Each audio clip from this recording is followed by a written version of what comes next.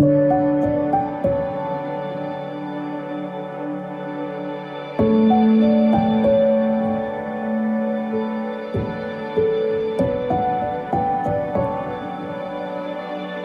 भाजी तुम्हाला खायला आणि करायला देखील कंटाळा येतो, तर माझ्या पद्धतीने ही भाजी बनवून बघा. एक काय तुम्ही 2 ते 3 चपात्या आरामशीर खाल ह्या भाजीसोबत. तर व्हिडिओ कंटिन्यू बघा पुढं शेवटपर्यंत. तर इथे आपल्याला कोबी छानपैकी कट करून घ्यायचा आहे हव्या त्या आकारामध्ये. जास्त मोठा पण ठेवायचा नाही आणि जास्त छोटा पण कट करायचा नाही. तर इथे मी मस्तपैकी कोबी कट करून पाण्यात स्वच्छ धुवून नितळ ठेवलेला आहे चाळणीवर. आणि त्यानंतर इथे मी छोटे 2 कांदे घेतलेले आहेत. जर तुमच्याकडे मोठा कांदा असेल तर तुम्ही एकच यूज करा. तर इथे मी कांदे लहान आकारात मस्त मध्यम आकारात कट करून घेतलेत. त्यानंतर मग इथे 3 ते 4 मिरच्या कट करून घ्यायच्या आहेत. तर मिरच्या कट करून घेतल्यानंतर इथे टॅमॅटो देखील कट करून घ्यायचं आहे बारीक. आणि कढईमध्ये 1 ते 1.5 चमचा आपल्याला तेल टाकून घ्यायचं आहे.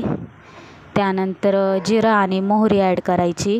त्यानंतर बारीक चिरलेला कांदा, तर तो देखील मस्तपैकी तेलामध्ये फ्राय करून घ्या. तर फ्राय केल्यानंतर त्यामध्ये थोडासा कढीपत्ता ॲड करा. कढीपत्ता देखील मस्त तेलामध्ये परतून घ्या. त्यानंतर आपली हिरवी मिरची कट केलेली बारीक ती देखील मस्तपैकी तेलामध्ये परतून घ्या. आणि चवीनुसार मीठ टाका. मीठ टाकल्यानंतर आपल्याला लगेचच इथे टॅमॅटो ॲड करायचा आहे. तर मस्तपैकी मग कांद्याला, मिरचीला आणि टॅमॅटोला तेल सुटल्यानंतर आपल्याला इथे कोबी ॲड करून घ्यायचा आहे. तर कोबी मी निथळत ठेवलेला होता, पूर्ण पाणी काढून घ्यायचं आहे त्याचं.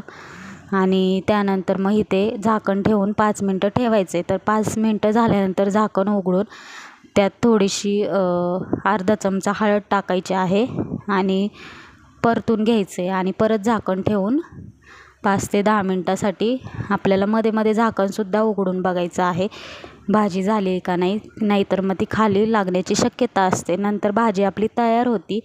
तर मी कोथिंबीर वगैरे ॲड केली आणि त्यानंतर थोडंसं परत एकदा छानपैकी परतून घेतलं आणि भाजी आपली खाण्यासाठी तयार होती. तर छान अशी मस्त भाजी तयार आहे. तुम्ही देखील अशी करून बघा. जर हा रेसिपीचा व्हिडिओ आवडला तर नक्की लाईक, सबस्क्राईब करा.